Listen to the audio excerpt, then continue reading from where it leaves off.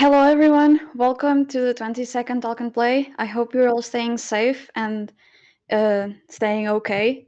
Today we will have 3 presentations. First one made by one of our members, André Santos, and the other 2 related to the Global Game Jam that's about to happen. So, André Santos, now we will have a small break, I think, and then we will proceed with the first presentation.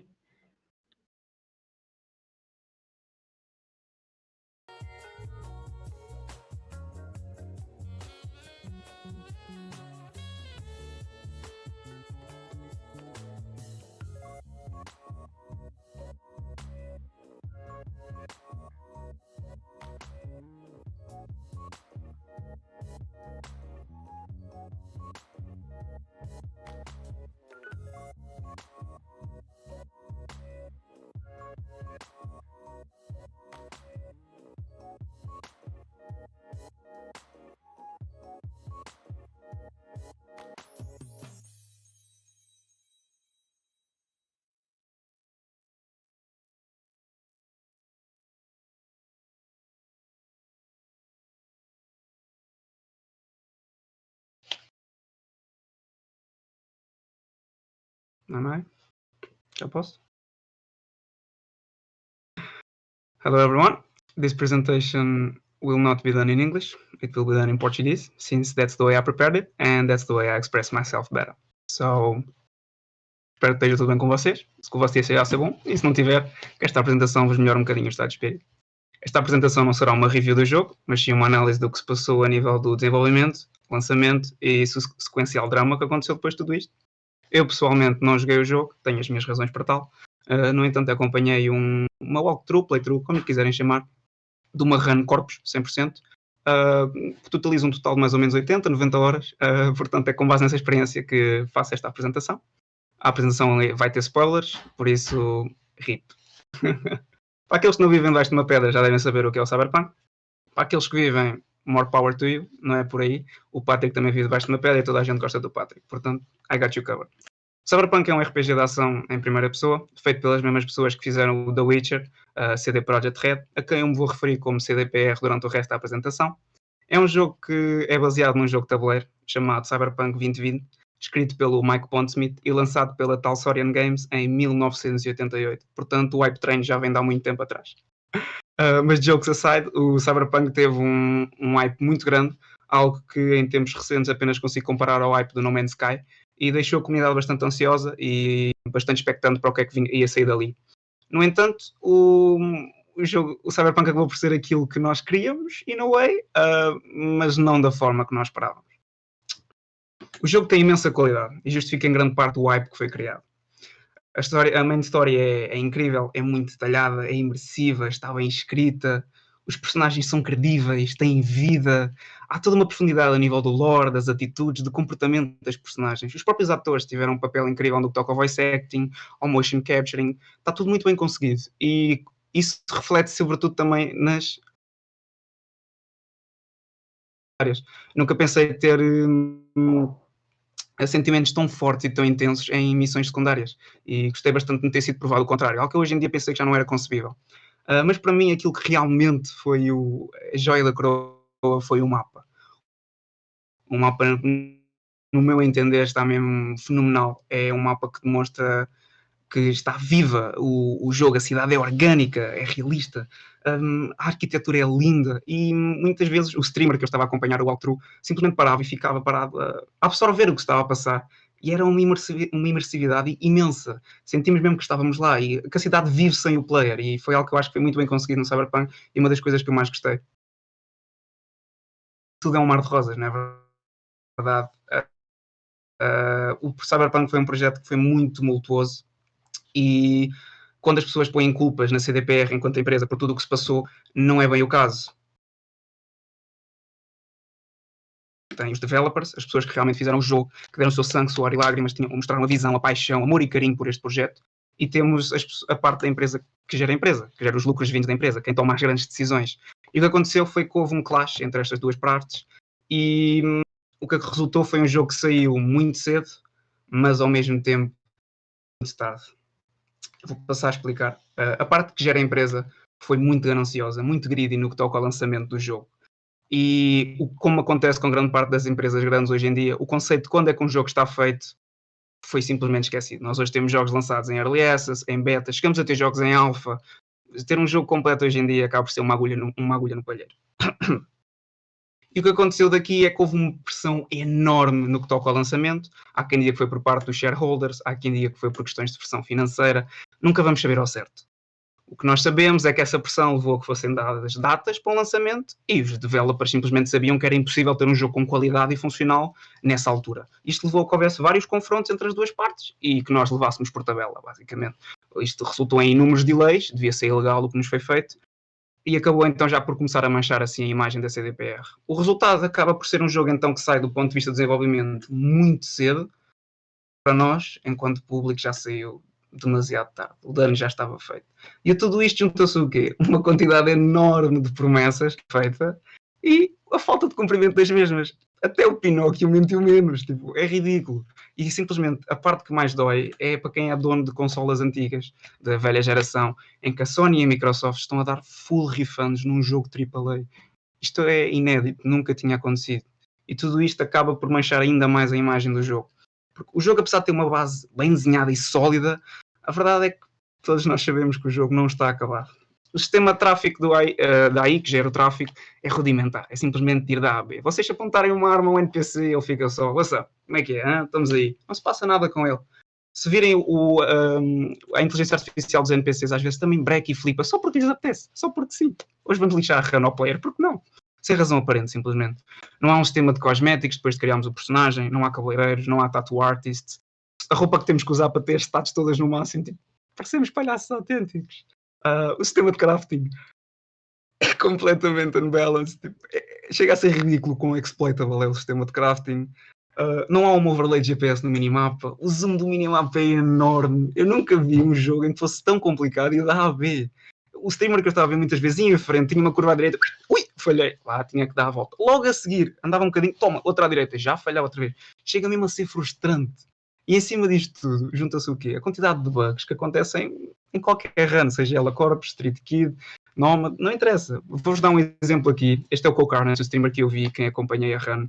Recomendo profundamente que o vejam. Esta é uma cena em que o Viv está a falar com o Jack e o Jack está a esvair-se nesse momento.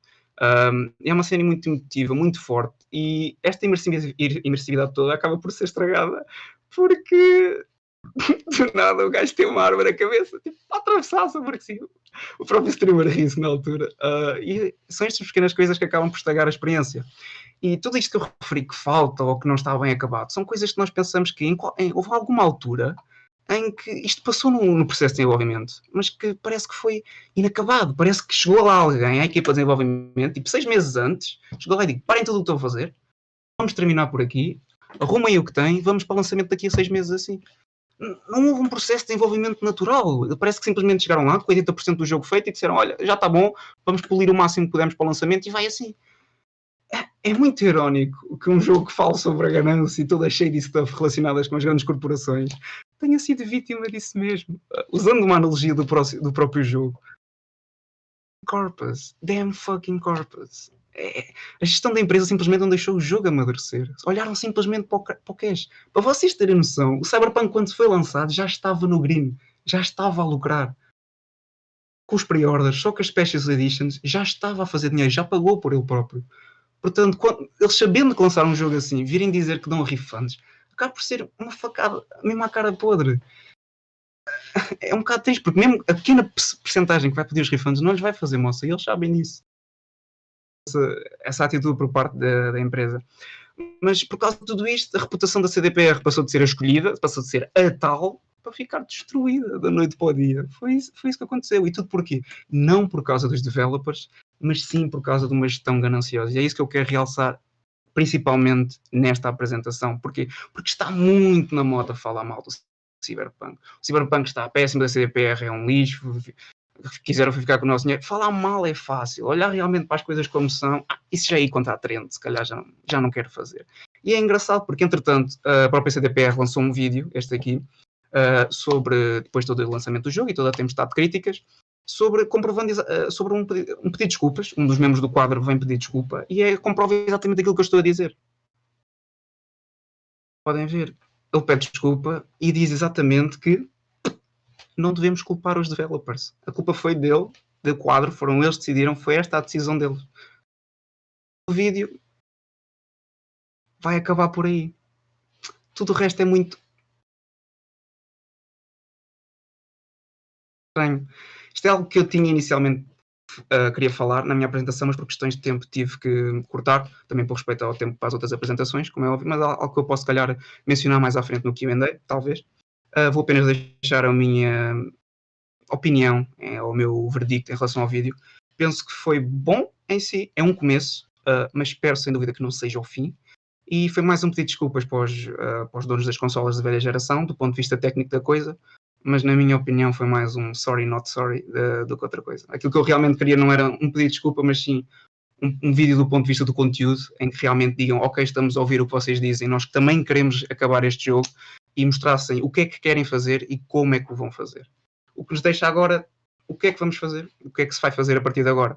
E na minha opinião, os próximos 6 meses a 1 ano é o período mais crítico para a CDPR definir realmente quem é que eles são neste momento e o que é que eles querem fazer com o Cyberpunk. E vejo duas opções.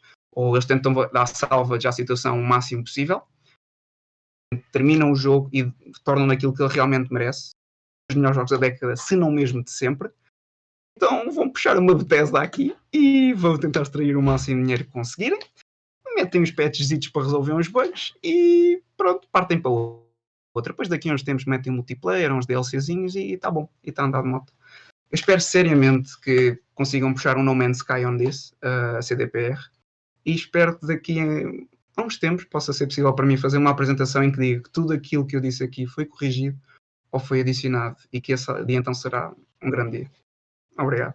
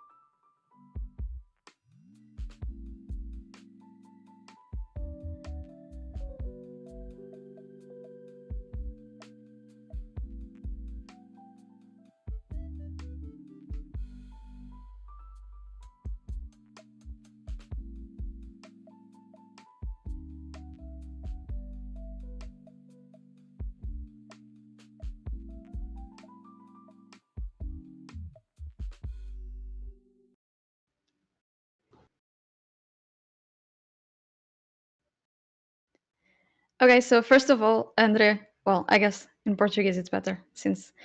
muito obrigada pela tua apresentação. E agora vamos passar para o Q&A. Acho que seria melhor começar por uma pergunta que já estava no chat há algum tempo. A pergunta é do Manuel Guimarães e é: o que farias se fosses a CD Projekt Red neste momento?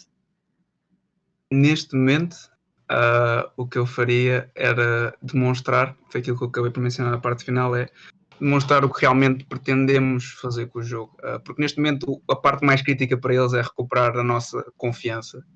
E o que eles acabam por fazer naquele vídeo é, eles dizem, justificam realmente, pedem um pedido de desculpas, mas logo a seguir começam a dizer o porquê, ou seja, é o tal sorry not sorry, é tipo, nós pedimos desculpa, mas olhem, aconteceu isto assim, assado e cozido, como sabem é difícil. Acho que deviam apenas ter dado o own up to that, como eles fizeram inicialmente, que é ok, pedimos desculpa, realmente a culpa é nossa, nós reconhecemos, mas deviam dizer-nos também, nós ouvimos, sabemos que não está bem, também queremos acabar este jogo e este é o nosso plano para que isso aconteça.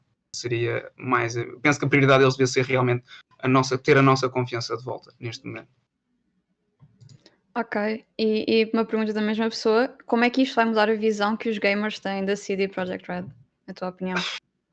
É esse o problema, é que o dano que foi feito, também, claro, pelos mídia e por todo o que eu estava a dizer da parte de ser, agora ser fama, falar mal, o grande problema agora é que o dano que foi feito foi tão grande que só mesmo puxando agora o tal No Man's Sky, porque só agora mais tarde, depois de termos realmente o conteúdo feito e eles demonstrarem, ok, nós não somos mais uma empresa AAA que nos interessa é o lucro, nós realmente continuamos a querer o player à frente do resto, ter a nossa reputação e a qualidade do nosso produto à frente dos lucros, a não ser que eles consigam mostrar isto, vai-lhes ser muito complicado, porque o jogo como está atualmente realmente tem muita qualidade, mas vai sempre voltar a lembrar, ei, a Cyberpunk, aquele jogo cheio de bugs, os gajos prometeram um bué e depois não dá para fazer nada. Ei, é aquele jogo em que o pessoal dos carros nem saía, nem nada. Vão estar sempre a querer lembrar isso. Portanto, só quando tiverem realmente o produto final e estarem, neste caso, penso que o melhor para fazer para eles é juntarem-se à comunidade, mostrarem realmente que se importam connosco. E só quando eles trabalharem em equipa, em conjunto, e mostrarem esse commitment, é que conseguiram voltar a ter a imagem deles. Porque é tal coisa, eles já tinham tudo. Eles não tinham que dar justificações a ninguém, não tinham que mostrar a ninguém que realmente são capazes de fazer algo deste projeto. Simplesmente deram um tiro no próprio pé, aquela parte da parte da empresa, de projeto. Ok. Eu tenho uma, se puder fazer, que, ok, pronto, o jogo teve todo o feedback que teve, como é óbvio, como sabes, e para consolas antigas, então foi o backlash que foi. Para pessoal com computadores que consigam correr o jogo, PS5, Xbox, etc., qual é que é a tua opinião num jogo que, para quem o consegue correr? O que é que dirias sobre o jogo? Ok, eu falei com algumas pessoas que também jogaram o jogo e acabaram por ter também a impressão que eu tive ao ver aquela run do Cold Carnage, que foi o jogo continua a ser uma obra-prima. O jogo está muito bem feito, tem imensa qualidade. Então, principalmente se vocês tiverem um PC que consiga correr, o jogo é lindo, a imersividade é incrível. Só que o facto de estar aqui a dizer que falta isto, que realmente querer, é porque realmente gostamos do jogo. O jogo vale a pena jogar, sem dúvida. E digo-vos, estes bugs que acontecem não é nada que seja que estrague completamente a experiência, em que vocês digam, ok, não dá para jogar isso, como acontece nas consolas. Penso que o jogo continua a valer a pena, só que neste caso é o facto da CDPR parecer que não continua a não querer mostrar realmente, ok, nós queremos acabar isto, nós sabemos que fizemos mal, queremos realmente que isto mude. E penso que continuo a recomendar o jogo é incrível, tem muito conteúdo e é sem dúvida uma experiência, mas o jogo merece ser uma das melhores coisas, um dos melhores jogos de sempre que foi feito, um dos melhores jogos da década. E penso que é por aí que a experiência do PC acaba por passar, porque é o que eles próprios dizem no vídeo, tipo, nós estamos muito orgulhosos do launch no PC, mas eles estão cientes do que fizeram nas consolas e isso acaba por prejudicar. Então, obrigado. Nada. Há mais uma pergunta no chat. Com empresas tão comerciais hoje em dia na área de jogos, acham que empresas como a CPR Project são obrigadas a forçar atitudes em prol do lucro para se manterem no mercado? Ok, é verdade que hoje em dia, sem dúvida, o mercado é muito mais competitivo e o que eu tenho reparado é que esta parte da parte das empresas que a gere, a parte dos shareholders hoje em dia, como veem que o mercado é cada vez mais competitivo, forçam ainda mais, fazem ainda mais pressão porque querem os produtos na hora, porque têm receio que a concorrência lhes passe a perna ou que faça à frente. No entanto, eu penso que empresas que já têm o seu lugar solidificado devem focar-se mais atualmente em manter a sua fidelidade com os seus clientes e mostrar realmente que têm produtos de qualidade do que propriamente estarem com, ok, vamos ser os primeiros a meter, que é para se lembrarem. Já tiveram o que tinham que provar a toda a gente. Já toda a gente sabe o quão grandiosa é a CDPR. Ninguém fez a pressão enorme para o Witcher 3 e quando saiu foi o que foi. É a mesma coisa que o Skyrim 6, tipo, não há necessidade de estar a fazer uma pressão tão grande. O jogo quando sair vai sair. É uma coisa que eu gosto na Rockstar, por exemplo, o GTA. O GTA saiu quando tinha que sair. O GTA 6 há de sair quando tiver que sair. Por enquanto, espero não me vir a arrepender destas palavras. É o que eu tenho atualmente a dizer. Mas pronto, espero não estar a dar jinx à situação. Mas penso que nestas empresas já não há essa necessidade, essa ânsia. E que devem se focar mais em mostrar, em solidificar o seu lugar como qualidade de produto, do que propriamente de vamos é lançar o mais rápido possível e a tentar arranjar o maior lucro possível. Claro que os jogos cada vez custam mais a fazer, mas foi como vos disse o caso deste jogo, antes do próprio lançamento já tinha pago por si próprio, portanto penso que isso devem deixar de ser greedy, tão greedy na minha opinião, e focar-se mais na comunidade.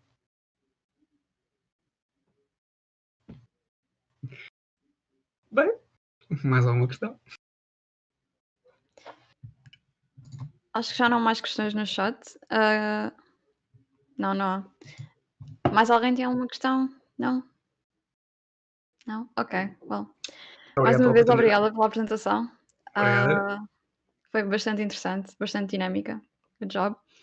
E agora vamos fazer um pequeno... Now we're going to have a small break and wait for the next presentation that will be made by Ricardo Rodrigues about the game that Game Dev Técnico submitted last year for the Global Game Jam and a bit about Game Dev Técnico. So, break now.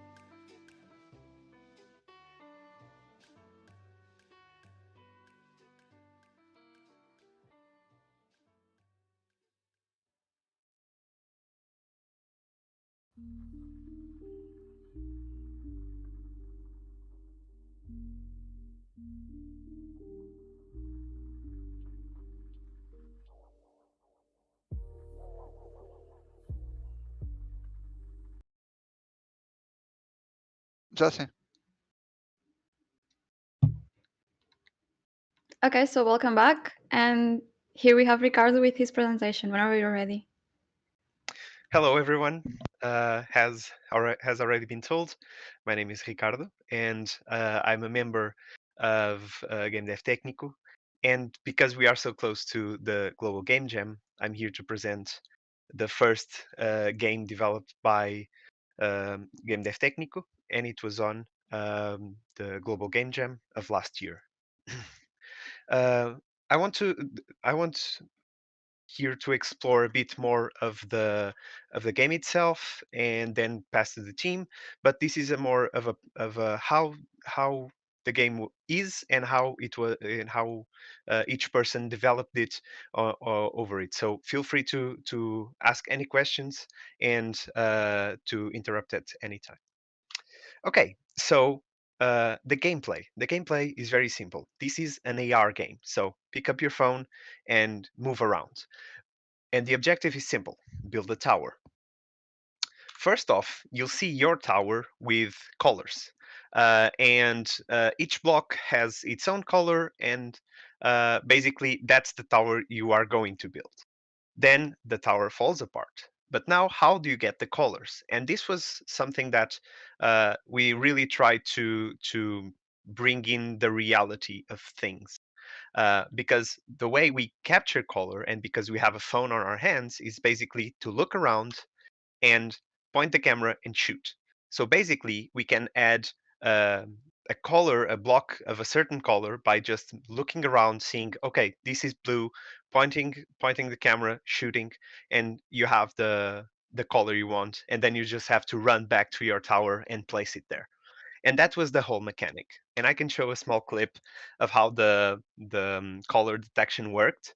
Uh, I'm going to talk a bit about this later, but it was not a simple task, but it was an interesting one.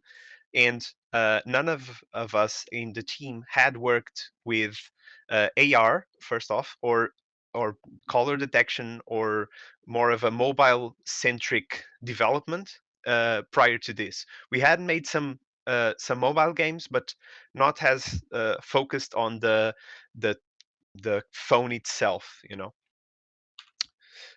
Moving on, but this is a game, you know. It has to have some type of goal, and so we set two boundaries. You have, on one hand you have time, and on the other you have your friends that you're competing against.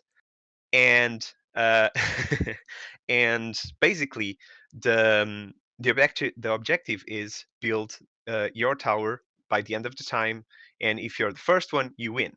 And we, of course, we had those types of gimmicks where, okay, what if the time runs out? Well, if the time runs out, the tower who is taller wins. Otherwise, is a tie or something like that. And it was a quite a challenge to work that out. But in the end, we also added the ability to destroy the opponent's tower. And we did that by placing a color there that wasn't supposed to be there. So if you have your own, like if it's supposed to be red and you add a blue, then the tower falls off. But at the same time, the opponent can do the same. So you have to be careful, you have to be quick as well, and it's a lot of running around. But most of all, it's important to have fun. And what we got from that, and I can show you a clip just next. But it's people moving around, and that's perhaps the most fun out of it, because we feel that a lot of times when you have mobile games, even if they are AR, they are focused on the game and not on the world. And we actually thought that we captured a lot of the world aspect of it, of the reality from the augmented reality, you know. And and this was kind of the result. So unfortunately, we ended up not having a a full-on game, mainly because of bugs that accumulated throughout the 48 hours. But it was okay. We were able to explore tons of things.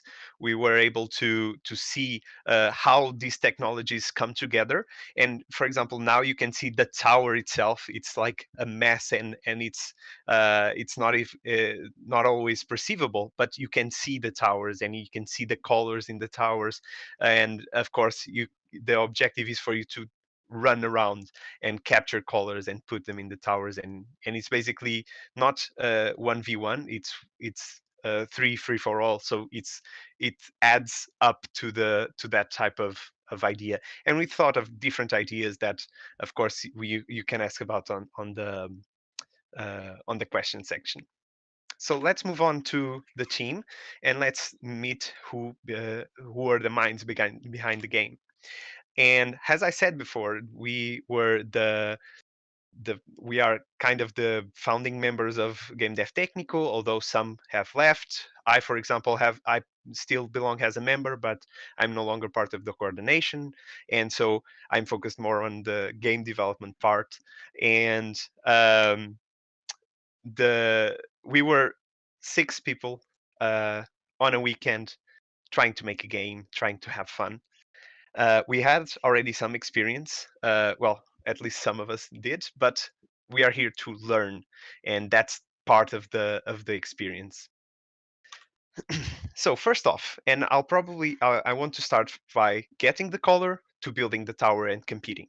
And so we have our color bender, Manuel, that basically dealt with all of the color detection, all of the of looking into the colors that are being picked up and getting to a final color.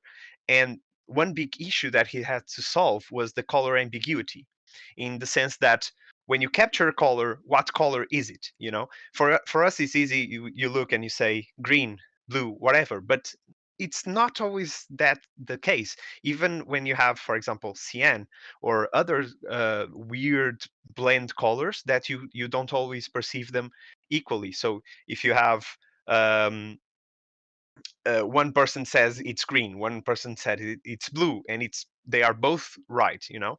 And so it was a bit of a challenge to get the colors right, and it was a very interesting results in the end, where we basically limited the amount of colors to the space we had, or the colors that we wanted to use. Basically, I think it was like 8 colors, and even then it was a lot of colors, so we only used like 5 tops, something like that. Then if we had the color and we want to build the tower, we need a tower, and that's when Enrique comes along, and he was basically the modeler. He didn't have a lot of experience, and but wanted to learn how to use Blender, or he had some experience with Blender, and wanted to improve on it. And so he was designing the blocks and some animations on the blocks to make them basically fall down on top of the tower, or making them disappear, something like that. Sorry. And so he was responsible with the creation of the models in Blender and the animations, and passing them correctly to Unity, which was the engine we used, and which was it's an important step that sometimes gets ignored, because we did have issues when passing from Blender to Unity, because, for example, sizes were different, and so we were using like a block uh, that was a cube, and that had x amount of size or whatever, and out of nowhere, either it was an enormous block being brought up from Blender, or a very tiny block, or I don't know, tons of issues that can happen there, but we handled them it smoothly. Then if you have the blocks and we have the tower itself, we need to implement the logic behind it. And Pedro, our game master, was tasked with implementing that base functionality of having the tower, and having the blocks dropping on the tower, and checking if it had one or not. And so it was part of his job also to import the towers, and to to make sure the animations were right on the correct position, and all of that. And it ended up great, actually. Although some issues regarding like positioning and stuff like that, because he didn't have a lot of experience. But we did have some issues, but at the same time, it was very fun and very quick to see things happening. But if we have this, and remember, we were doing a multiplayer game with several phones involved, with several towers, I came along and decided to implement the backend for the networking and multiplayer. And it was 48 hours, and we were like, okay, we need something quick that we know how to use quickly. And it was not an easy task, and we ended up using a Node.js server. um, and basically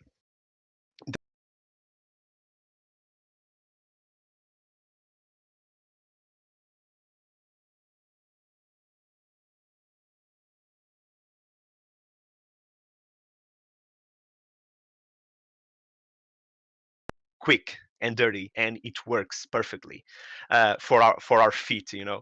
And for the 48 hours, it was simply amazing to do, and it dealt with all of those, like who does when does the tower grow or not. And so we also had to implement a game logic behind on the server to see who wins or not, and then propagate that information to the um, to the clients, basically.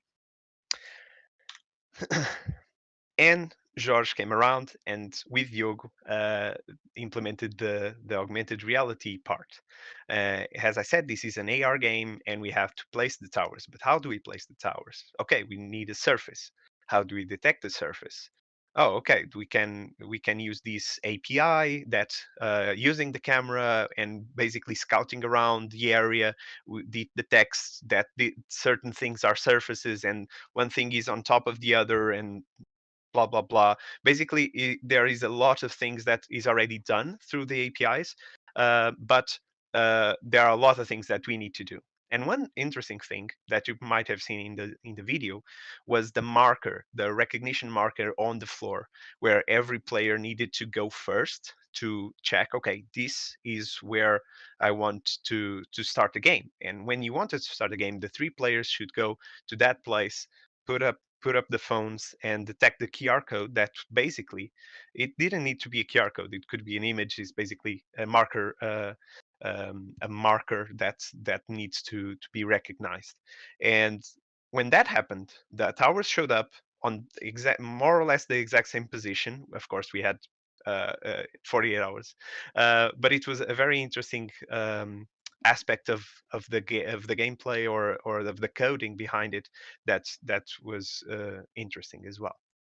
Lastly, Diogo, I call him the integrator because uh, not only did he work on the augmented reality part with Jorge, he was also in charge of integrating the whole code. So we had the model that was being imported to Blender, and with the base mechanic of the tower growing and falling, blah blah blah. And we had the networking, and we had the game winning or not. We had the menus and stuff like that, and we basically needed all of them to work together. And Diogo came along and basically did that work. And it's not easy, and we ended up with tons of quirks in the code that they work, but for example, I remember I used one type of structure or one type of representation for colors, and Manuel used another, and we didn't communicate and decide, well, what should we use? And so Diogo came along and said, well, I'll just transition to one to the other, and anytime it goes to the server, I transition it to the one Ricardo uses, or if it comes from the server, I'll use the one that Manuel uses. And this happens in tons of places because exactly because it is 48 hours, it is a short time. We need to do it fast. And it's better to have it dirty and fast than to not have it at all. And of course, this generates problems, as you saw, but it was a very fun experience. And so, yeah, this is it from me.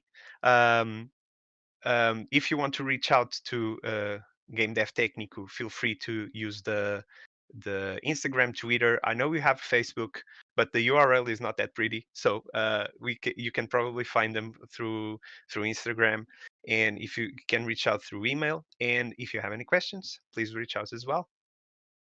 And yeah, that's it. Thank you all. Thank you very much, Ricardo, for your presentation. Now we will move on to the Q&A of this presentation after a brief break.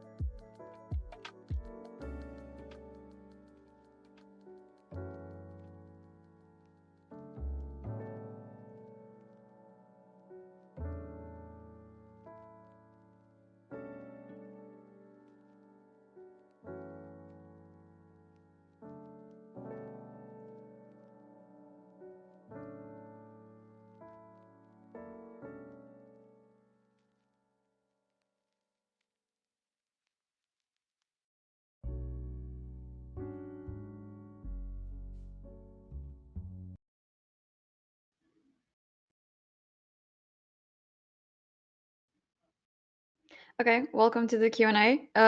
First, we have a question from the chat. The question is, have you ever tried or thought about utilizing VR on a jam? And if so, how? Um, personally, I have never had a big interest in VR.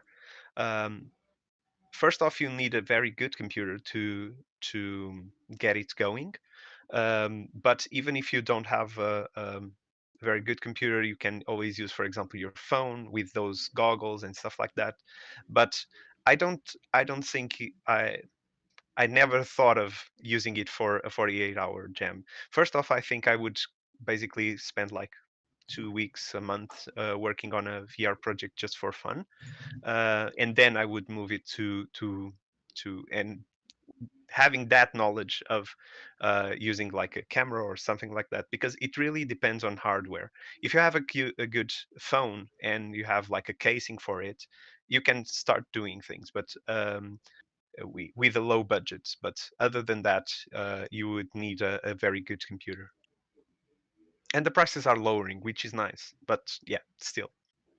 Okay, thank you. There's another question. Um, how bad was it dealing with AR in mobile? Oh, that should go to Diogo and Jorge.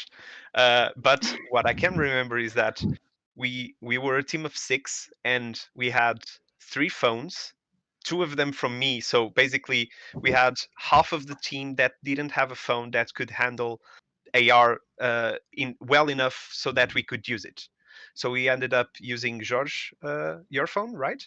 Yep. And two phones of mine, which where one worked all right and the other one didn't work that well as well. But it was enough to try it out, or at least to start the game.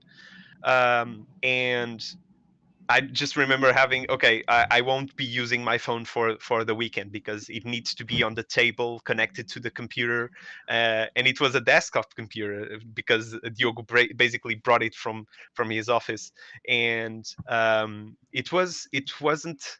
I think certain things has detecting surfaces are not that complicated. It's just basically reading documentation and using the API, and then there are other things that are completely insane that you think it's basic. One thing, for example, is keeping things in place, because what sometimes happens is that the tracking gets lost, and even if you go back to the same place to try and re-enable it, it's not always it's not always easy to get everything back into place. And that was one of the major issues, where we had to go near, for example, with the phone, we had to go near to a surface to get the color. But that also makes it so that the surfaces disappear, and so he loses track of the it loses track of the location, and yeah, it gets lost. So that was some things that we didn't had in mind when we started developing. I don't know, George, if you want to add some notes to that. No, I think it was exactly that. Like, as you said, I participated in the Global Game Jam last year with GDT, and I remember some episodes where after detecting the planes on the ground and we wanted the towers to be placed, there was like one tower really far away from the others. There will be like pizza towers because the planes beneath them weren't exactly straight. Aligned. Yeah, aligned with the ground. So there were some towers like this and some towers like that. And because Um, of the code we had from placing new blocks, if we go to those pizza towers, the new blocks would be like hovering in the air, like very in very weird positions. But yeah, that's what happened when you have 48 hours to develop a game and learn the technology and learn, for example, multiplayer, which we did, and learn tons and tons of things that it's not always easy. Yeah. There's another question on the chat, and it's what was the brainstorming process like to come up with the game's concept? Okay. I tend to use one which I really enjoy. I don't remember. So what I remember, what was the word that they gave us last year? George, do you remember? I think it was repair. Repair. Yeah. Yeah, exactly. So we had the tower, and so we thought of two things, because one of them is that we had the intention of using, for one, Unity, because we had all experience, at least a bit of experience with Unity. We wanted to use AR. I think one of the partners for the Global Game Jam at Técnico last year was sponsoring or trying to sponsor AR projects, and due to that, we decided, okay, we are going to do AR. And then we had that keyword I don't know what do you call it, but yeah, the theme. Sorry, the theme. The theme was repair. And so from there, we said, okay, what can we do? And we had a couple of tips for AR, things like don't forget to use the reality part of the augmented reality. And that was one of the things. And so we thought about some things that um, basically, one technique I like to use. I don't remember if you used it. I don't think so. But one technique that normally works is you separate each member. You send them each member to a corner, and make them in 15 minutes write out 3 ideas. They don't have to be good. They have to be ideas, basically. You come back and each person discuss each idea, and basically either do a voting at the end where you say, okay, I prefer this, I prefer that, or if people already tend towards a goal, you can pick that up, and that tends to work. I think here it was a mix of shouting out ideas or writing them down. I don't remember exactly, and then basically we ended up with the tower team, basically either building a tower or destroying a tower. But we came back to the repair thing, we through the repair theme, and we decided on a tower because, yeah, a tower and AR, perfect, works great. You have a thing that you can look at, and we thought of, for example, I remember Manuel commented on having sides of the tower that you need to repair, and basically you'll be moving around the tower and grabbing things, and yeah, so that sense of repair. And then we tried to simplify that, and basically it was a loop that made us end up on the theme that we ended up using, which was destroying the tower, rebuilding it with colors. Yeah. Okay, thank you. There's no more questions in the chat, but there's a question I would like to ask you. Mhm. What was your favorite part of participating in last year's Global Game Jam? Okay, so we tend to have we tend to bring a bottle to at least one. And of course there are moments and moments. One thing that I enjoy is when it's it doesn't always happen, but it does happen with if everything is at least okay, where you have a moment where you're just chilling. You're just, okay, let's relax a bit. Let's take a step back, look into it, and see what do we have now. And it's normally it's like from Saturday to Sunday, where you see, okay, we don't have a game yet, but we have something. We have the promise of having something later, and we just open the bottle, drink a glass, have some fun, laugh, and that's one moment, and not from last year, but from 2 years ago. I remember picking up a camera and going with my team table to table, interviewing people, and asking around, oh, how's your game? Can we see it yet? And basically doing an interview. What is it? And it's like, and you have to remember, this wasn't like 10 in the morning. This was 2 a.m., 2 in the morning. Everyone was sleepy, but it was a good sleepy in the sense that you were humored. And it was a very, very fun experience. I like those moments where you just chill, relax a bit, and look into it. I don't know how it's going to be with an online only thing, but keep in contact. Get that bottle. Of course, you now you need more than one bottle because it's one for each member. But drink a sip and chill a bit, relax a bit. Yeah, that's my best moment, or the moment that I most enjoy. Normal. Okay, thank you. A bottle of water, right? Or a soda, right? I Yeah. won't comment. Okay, so thank you I for your think there's a presentation. question in the Oh, chat. I don't. there's another question. Okay, yeah. Oops. Yeah, there is. How difficult was it to distribute Sorry. workload among team members for a 48-hour jam, especially working with technology you hadn't before? This is a nice one. Um, it's a mix because we had worked with Unity, and prior to the game jam, some of the members had read some, not put into practice, but read some things around the AR technology. Of course, it's always complicated. If you have experience with almost all of what you're doing, you can easily distribute tasks. I think communication is key because you can start distributing the tasks, but having to return to review that and say, okay, this isn't working that well, and let's do a different thing, or just updating that distribution as you go on, and you say, okay, instead of planning for the whole 48 hours, okay, plan for 5 hours, and those 5 hours you'll see how it goes. Okay, it did well on this end and that end, so we'll focus on the parts that aren't that finished, something like that.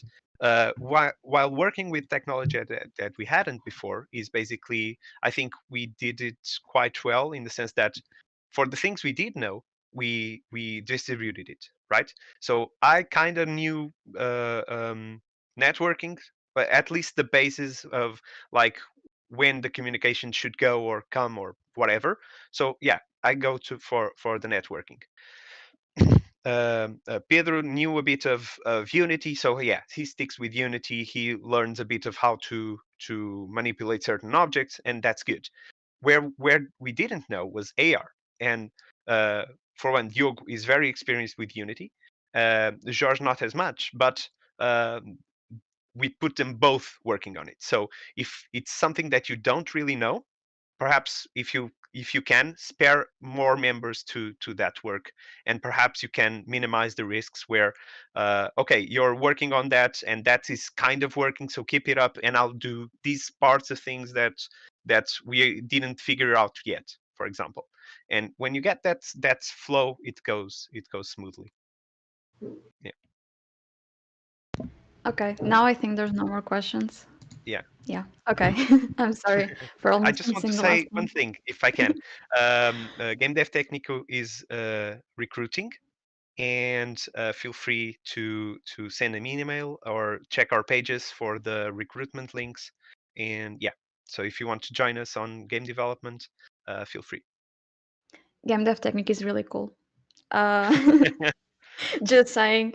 Again, thank you for your presentation. Thank you Thank so you for much and having me here. for all the replies. And well, now we'll have a tiny break and then we'll go through with our last presentation of the day about Circuit Slime by two of the developers that created the game, also on last year's Global Game Jam.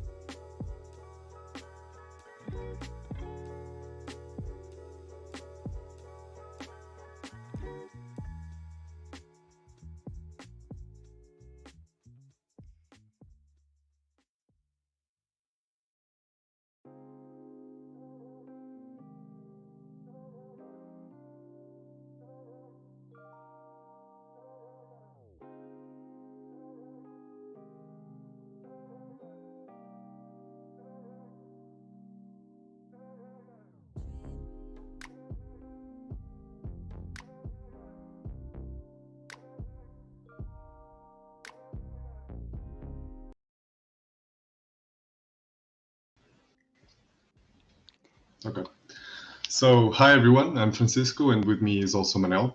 We are the Hi. team that developed Circuit Slimes, which was our submission to the Global Game Jam at Técnico/Belas-Artes 2020 edition. So, hi everyone, I'm Francisco. I'm hearing myself here, I'm not sure why. Probably mute yourself, Manel. Sorry about that. Today we are going to showcase the game that we made and talk about our experience working in a team of just 2 people and comparing that to managing projects with bigger teams. We'll also be talking about some general lessons that were either passed on to us or that we learned ourselves by experience in this and previous jams. So like I said, we participated in the GGJ 2020 at Tagus EST campus. If you go back, Manel, there was a picture of the kickoff session. As you can imagine, Global Game Jam used to be hosted in a physical event in the ye olden times of early 2020, which seems like forever ago now. So there's not much to say about the event itself.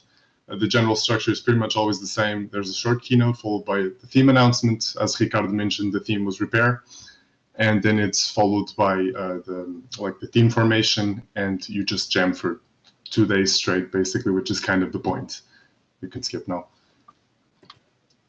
So yeah, at the end, you get a chance to present your game, the game that you worked on, along with your teammates. And though this isn't really the point of the jam, particularly this jam, it's not really meant to be super competitive or anything, but other participants do get to vote for their top games, and in this case, or last year's case, the top 3 most voted people got a little something from the sponsors. You can see me there, for example, holding a pink polo that I won from, I think, Tea Inside or something. And we were honored to receive that prize along with the mini clip choice, which is another one that happens. And of course, this is awesome. This is like super good positive reinforcement that makes us feel really good. But we consider like everybody that participates a winner.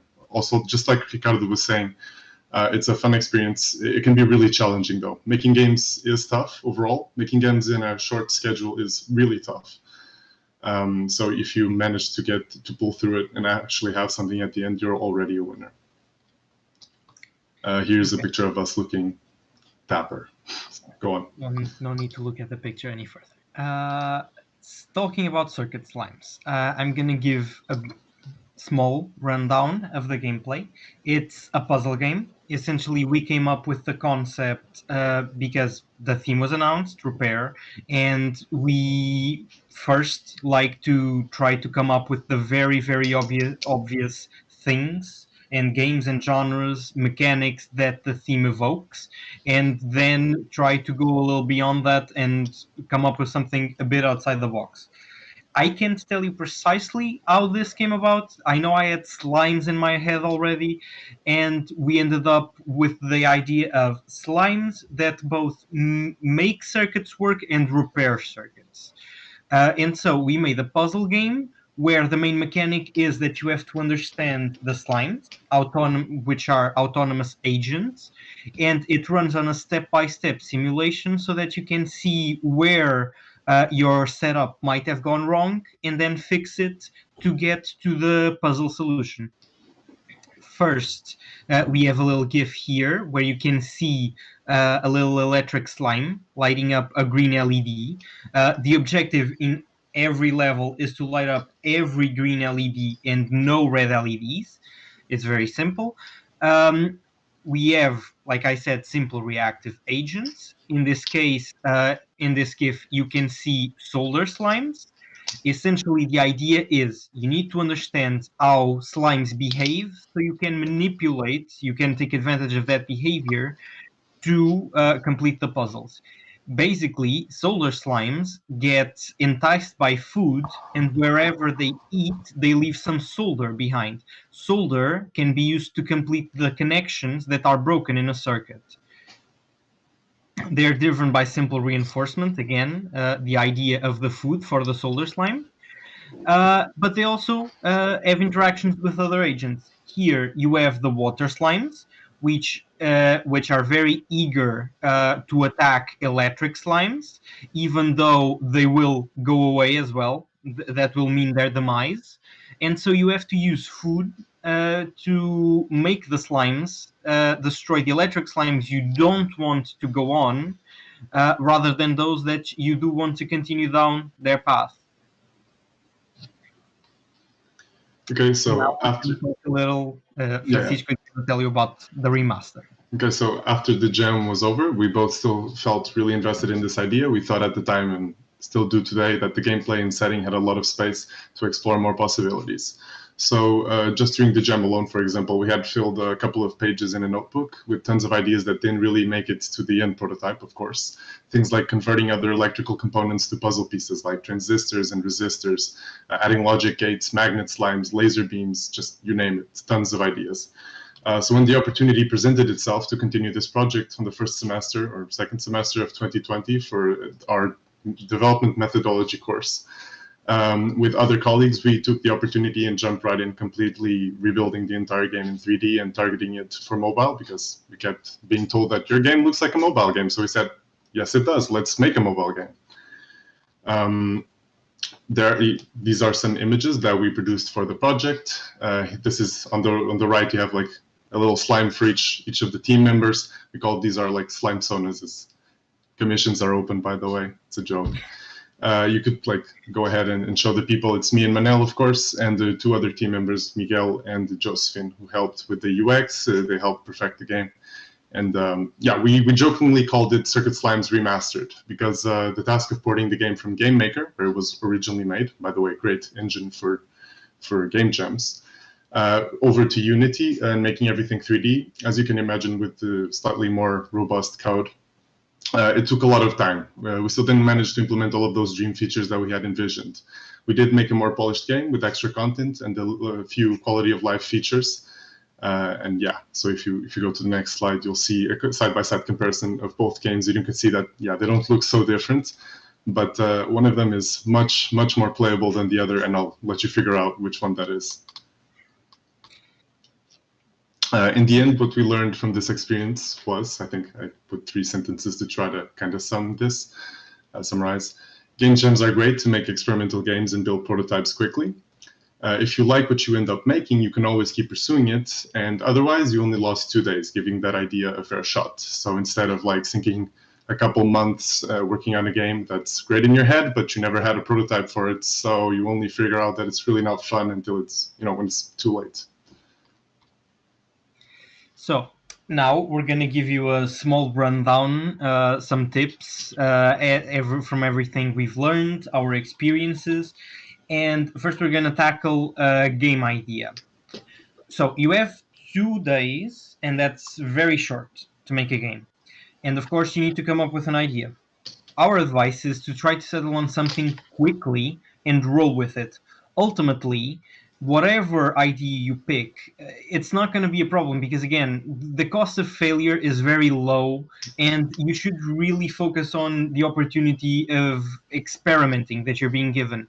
So choose something, stick with it, see where it leads you, because another thing is you should let the idea grow organically. Because you don't have much time, you should see where it takes you. Being too rigid is normally a bad thing, but especially when you have very small amounts of time to get the work done, if you stick too much to what you set out to do initially, when you're having too many troubles, pivoting might really be the best option. Now, in regards to team size, which is another important factor we think in game jams, a small team has some advantages. There's not as many voices in the room, not too many different opinions to debate. There's less coordination needed. It's easier to come up with tasks and schedule them, and nobody needs to be in charge.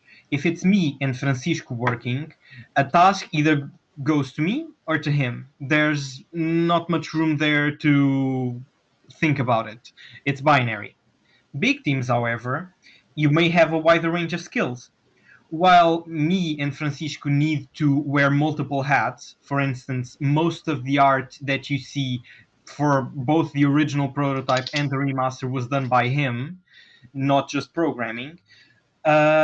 When you have a larger team, you can have programmers, yes, of course, but then also artists, perhaps writers, people that specialize in sound or UI UX. So you have many more tools in the box. You can also plan for more features, because again, each feature will probably not only need code, but each one of those other skills, other tools. And if you have more people, it's easier to do more features, of course. Each person can focus on something more specific, and you don't need to be swapping those hats like we do normally. Okay, so moving on, managing project scope. Scope is probably the greatest pitfall that everybody who actively engages in game development keeps stumbling on and never quite seems to learn how to get over. So here's our recipe for that. You think of an idea, you plan for it. Then you promptly take your feature and cut about 80% off. And also you become prepared to drop another half by the end of the jam. Okay, so this is super harsh and it's greatly exaggerated, of course, but it's anecdotal advice that we tend to hear and that actually has some merit, especially for short games, doubly especially for small teams. You think you're capable of achieving a lot more than you actually can in just 2 days. I don't say this to be like a downer or overly negative. I've fallen for this many, many times and I'll probably continue to do so. I think the key takeaway here is don't be overly attached to your ideas, like it says right there. Be ready to make sacrifices for the sake of the game that you're going to have at the end. So it doesn't matter if you have like a super detailed dialogue system if in the end that's all you have. Also focus on achieving a base game concept that shines because of some central mechanic, like Manel was mentioning. Like maybe make a platformer with a twist instead of something like an RPG with 100,000 systems that only really comes together if every single system works. I think we can move on. So another important point is that you need to decide what you want to accomplish. You're participating in a game jam, so that you're making a game, that's a given. That's the part you already know. But what do you want to take out of the experience? Do you want to learn a new engine? Do you want to try a weird idea you wouldn't otherwise? Do you just want to have fun with your friends? Really, the fun you should have no matter what the end goal is, but set your sights not on winning or something like that, but rather what can you get out of the experience besides the fun. Game jams are great because they give you a set deadline. A lot of people making games, when they're doing it on their own time, don't set deadlines because they don't need to, and end up with problems like overscoping, and they never end up with a prototype or a demo that they can actually fully play and show off. Having a set deadline helps with this because you know that by then you should have or should like to have something that you can at least show off, even if it has some bugs or some problems and not everything is implemented. No matter what, you will have to show for it, even if it's just the experience you gained. Again, you can try out a new engine, and probably by the end of the 2 days, the game that you made is not going to be amazing, or it might not be very fun to look at, but I'm sure you got a lot of experience from that. You are learning a new tool, and that's good. And you get to interact with people who are also going through the same challenge. One of the parts we loved about having being in the game jam, participating both times, is that you can go around, see what other people are doing. Other people can go see what you're doing, and you can have interesting conversations and meet different people. So finally, let's take a look at some of the general takeaways to summarize everything. First one is that game jams are a time to experiment. Make something that nobody has tried before. This is really important. I think that's the greatest thing that you can take away from this. The other one is after 2 days, if you aren't really tied, if you don't like what's going on with the project, you can just scrap it. Really small liability, right? And besides that, you can take time to talk to other people about their projects. This is something that maybe you don't get that opportunity as often as you'd like, right? I mean, there's online communities and all that, but how often do you actually get to talk face-to-face? Or in this case, in an online event, but that is specifically built for this. And you can talk to other people and ask for their feedback and give them feedback on their projects. And finally, make time for yourself. Try to get some sleep, try to eat, drink a lot of water. Finally, we'd like to tell you to, if anybody here is on the fence about it, participate in the upcoming Global Game Jam. You can still sign up for the Técnico site, and we really recommend it, obviously. And that's our presentation. That's it, yeah. Okay, thank you very much. It was very insightful, and it makes a lot of sense since we're going to have the Global Game Jam very soon. I think now we're going to have a tiny break, and then we will come back briefly with the Q&A. So thank you everyone for listening.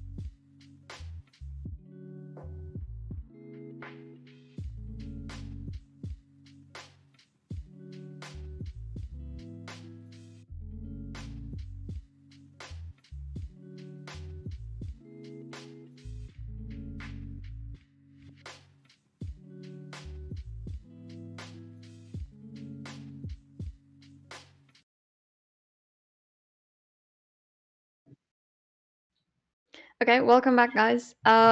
We have a few questions on the chat. The first one is, will you guys participate in the Global Game Jam 2021?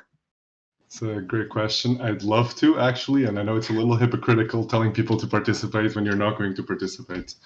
This year, unfortunately, I'm preparing my Manelius as well, the project master thesis presentation, and it's like right on top of the event, so we're not going to be able to participate, unfortunately.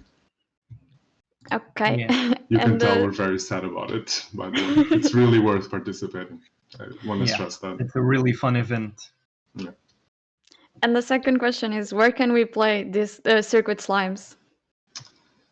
You could play it if you look for it. If you just search Circuit Slimes Global Game Jam 2020, you could probably find the link. Otherwise, maybe I could pass it on somehow. I'm not sure.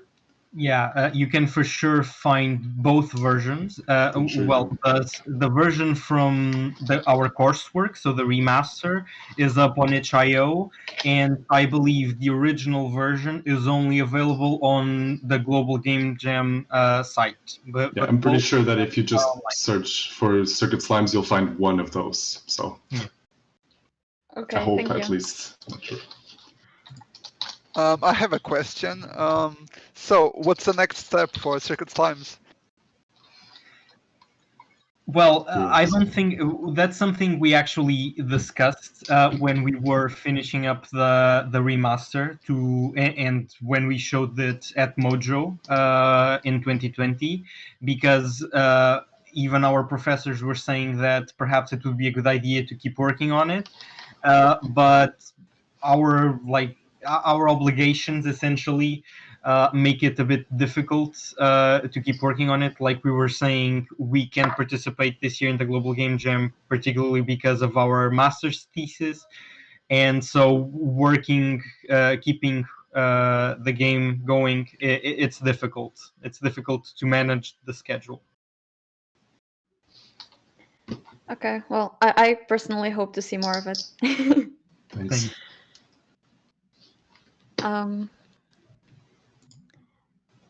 I think there's no more questions on the chat. So, well, if that's it, then we can take another very small break, and then we'll go to the play part of the talk and play. So stick around.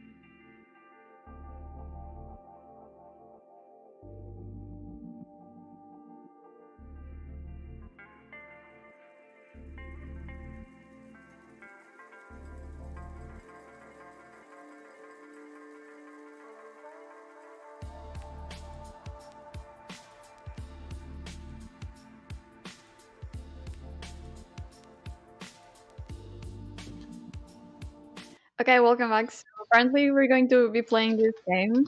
I'm kind of scared because I have before, but I have never actually played it. So let's go. Okay, yeah, there's not a lot of content. I'm gonna be, straight and tell you that right away. A lot of it is tutorial, so I think you will not have much trouble. Okay. Okay, so here we are. This is the game board. Here you have your controls. It's really basic UI that we built at the time. I believe this is to go back to the menu. This is to play, to pause, and to restart the simulation. So what would you do in this situation? I guess since I don't have any slimes, that's a 0, right? So I just play. Yeah. Yeah, exactly. This level was built just to show you what the objective of the game is. So when you play the simulation, and you can reset it and play it again if you want, an electric slime is spawned right here in this battery, and it goes all the way to the green LED powering it up. So I believe the only way to go through levels is with the arrow keys, because this is so, just hacked together. Okay. So this is the next level. Okay. And I I'm think gonna let you figure out. I think this is the solder slime. So maybe we put its food. Yeah, there. Yeah. And Do you want to see what happens if I just play it?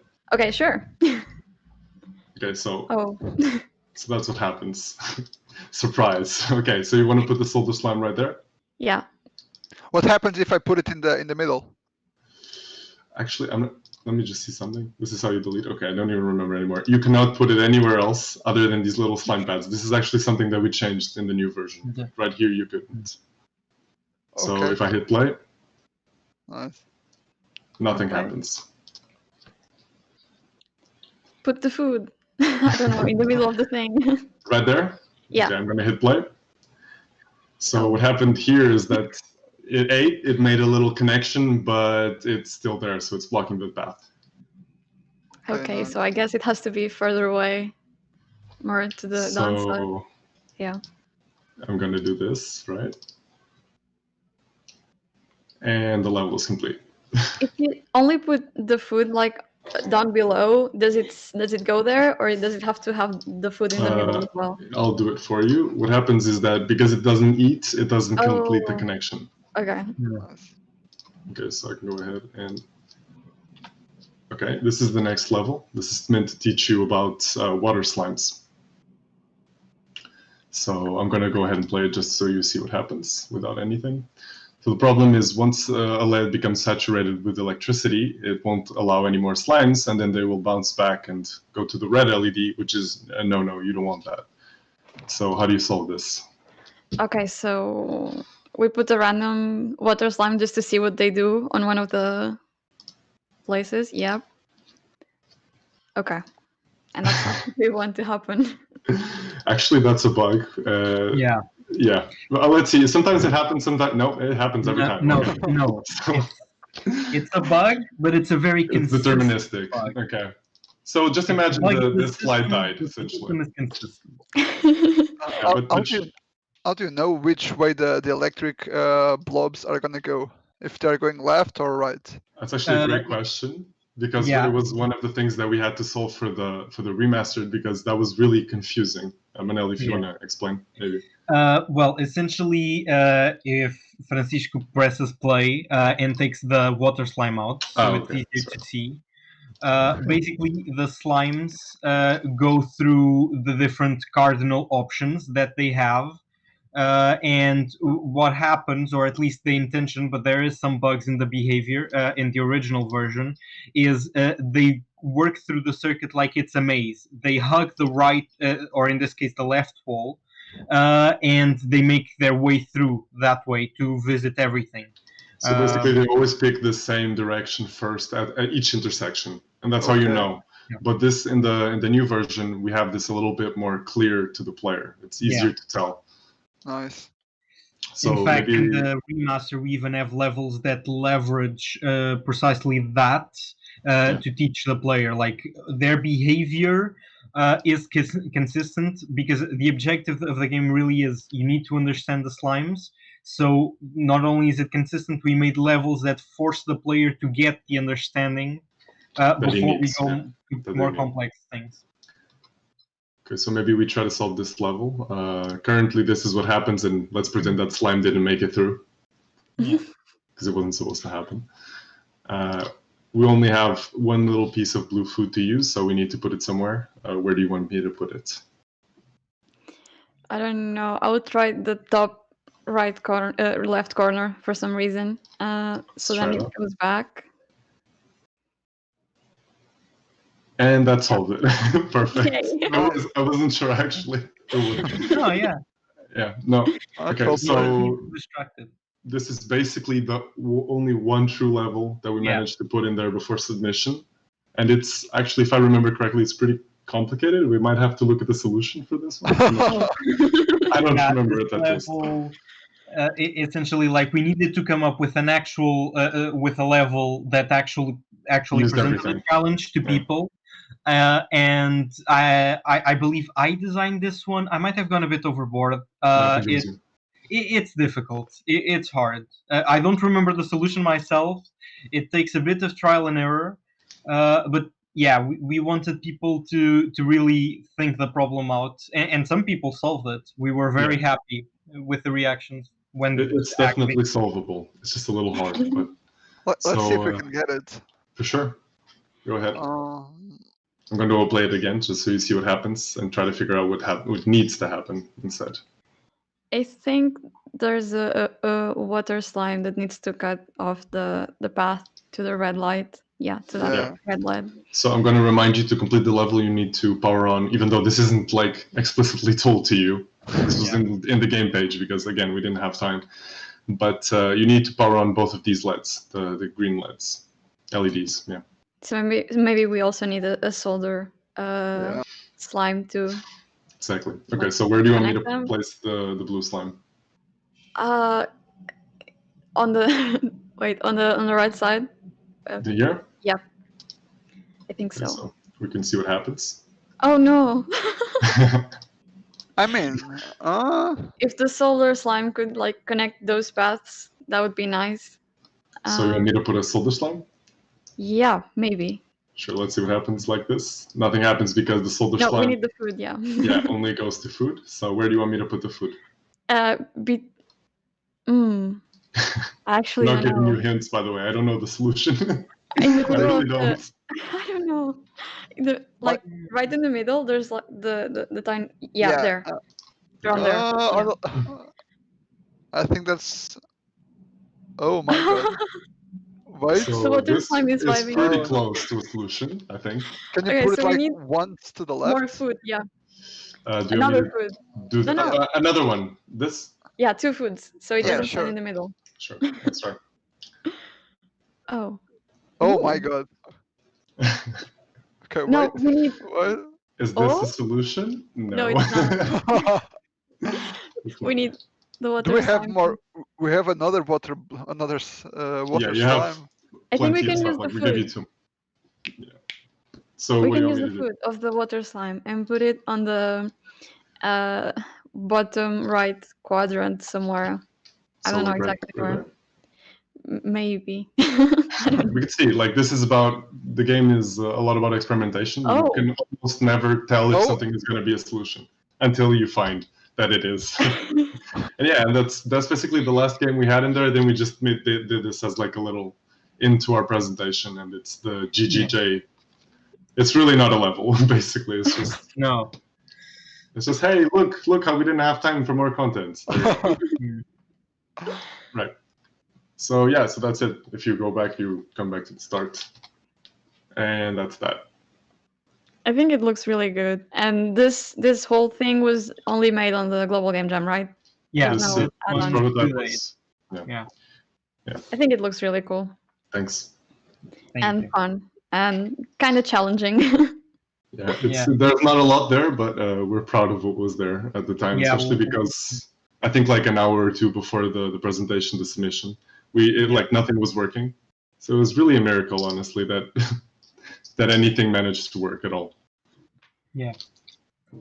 We actually made a couple more levels for this version because we needed to, because we did the remaster for the MDJ course in the second semester, and to be able to do the remaster, at first we like need to pitch the game idea for the semester to the professors, and as a part of that, we actually made a couple of more levels. Yeah, you basically use the prototype to explore new ideas. Yeah. Unfortunately, I don't have that. Unfortunately, I don't think we have that version available. No, not at all. Yeah. So I think that's it. Yeah, that's it. Okay, guys, thank you very much. This was a great presentation, and the game looks interesting. And this is only the prototype. I really need to play the other version. Yeah, it's available on itch.io. And if you look for it, I think if you look just for the game, you'll find it. Pretty sure. Okay, so Circuit Slimes on itch.io. Okay. Well, and now I think we will do a small break, another small break, and then we'll just say goodbye.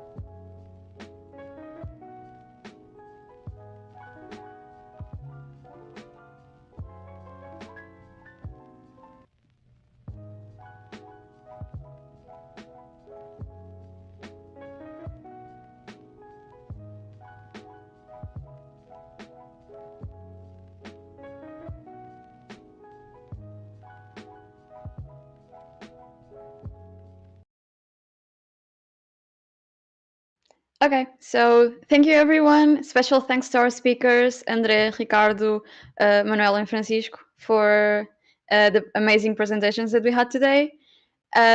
Remember that you can still enroll on the Técnico site for the Global Game Jam until tomorrow. The link will be dropped on the chat. And well, thank you everyone for attending and for being such a great audience with tons of questions. And we'll see you next time on the 23rd Talk and Play.